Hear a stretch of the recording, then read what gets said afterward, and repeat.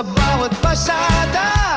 Pagod ay tinitiis ng wagas, kahit init ng araw, kahit ulan sa daan. Basta para sa pamilya, tuloy ang laban. Di magkola, iisang samahan, di sa pasada man o sa terminal tambayan. Kapag walang pasahero,